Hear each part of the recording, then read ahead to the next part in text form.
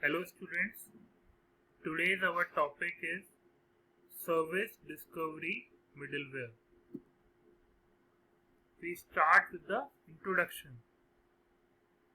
We have studied about mobility, so the mobility introduces interesting challenges for the delivery of services to the clients because mobile devices typically are more resource poor than their wired counterparts, and they know much less about their current environment.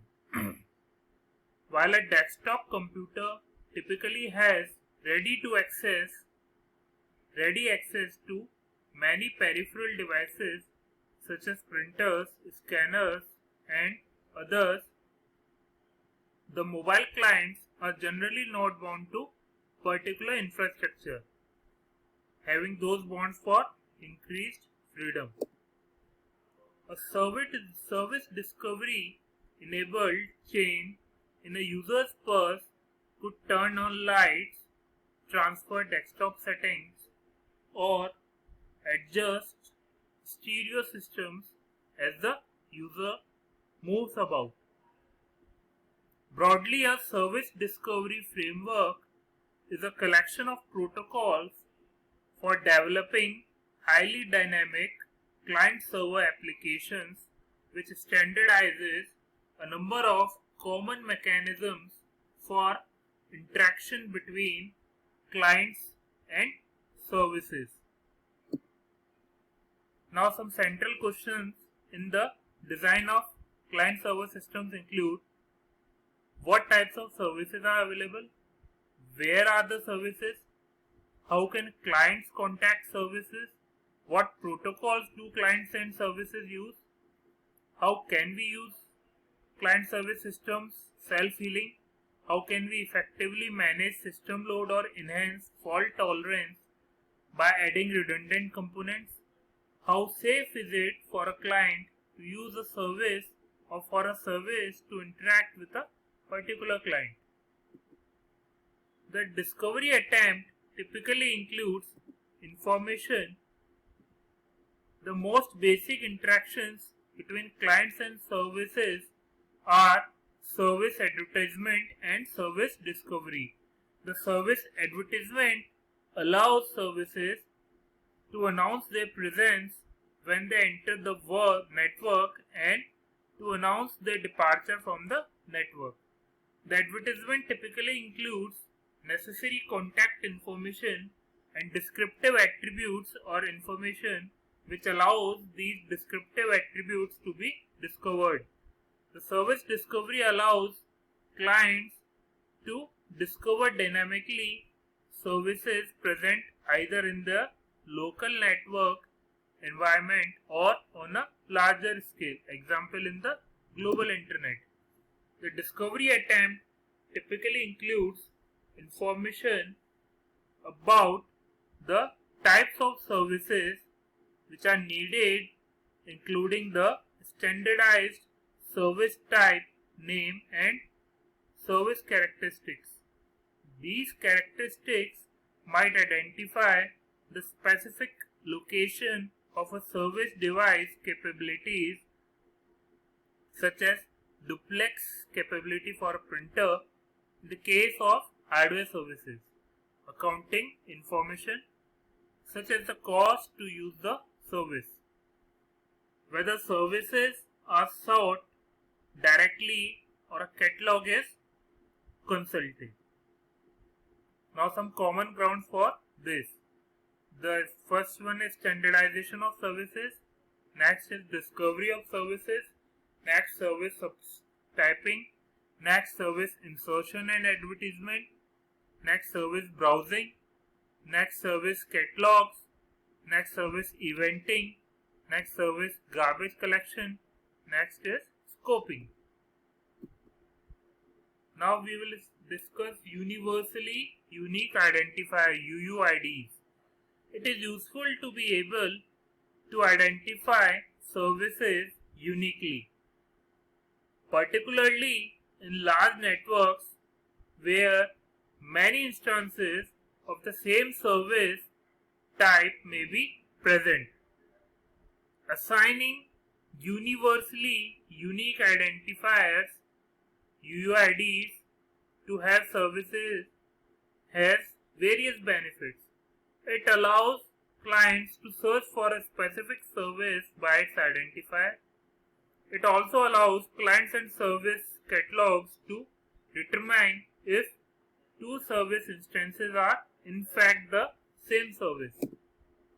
At first, it might seem difficult to generate universally unique identifiers without global infrastructure.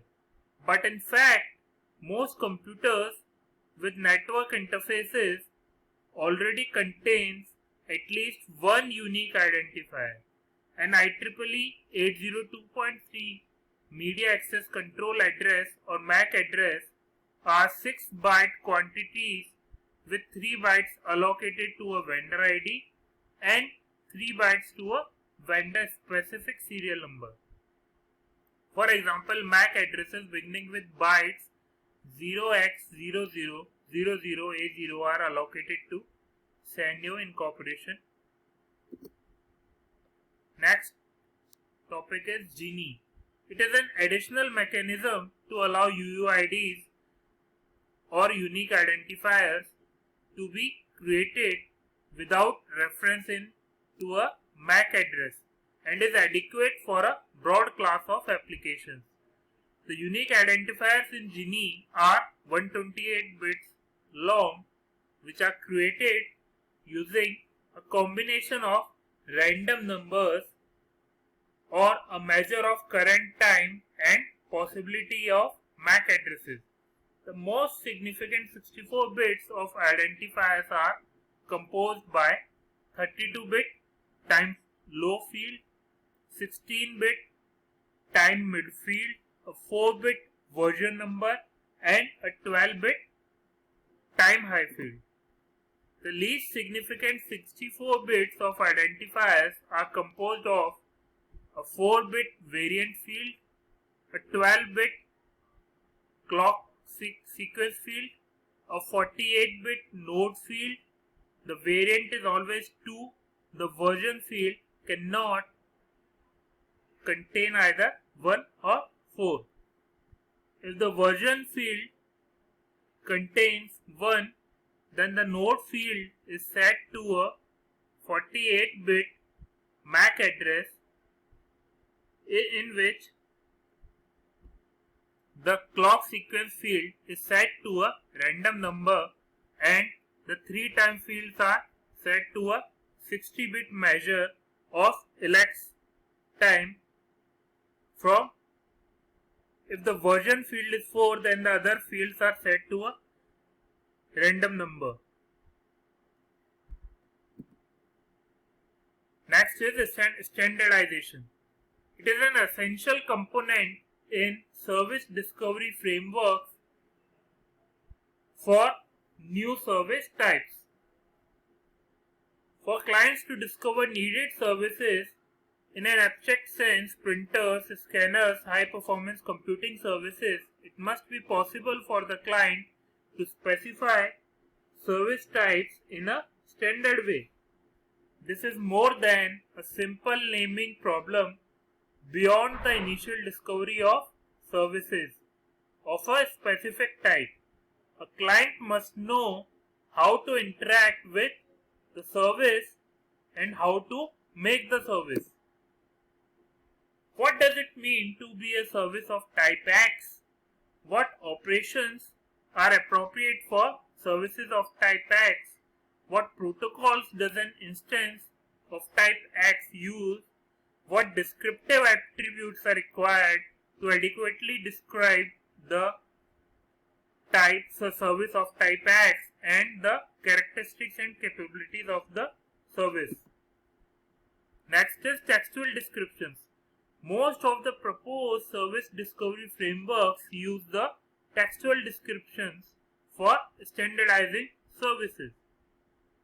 The Service Location Protocol or SLP, the Universal Plug and Play UPnP, the Salutation and Bluetooth Service Discovery Protocol SDP are among the current commercial protocol suites, and all of them use programming language independent textual descriptions to describe the services. Ninja, which is primarily a research prototype emphasizing advanced security features for service discovery, also does as well. There are two problems in constructing a textual service description. The name of the service type must be standardized so that clients have a mechanism for specifying needed services.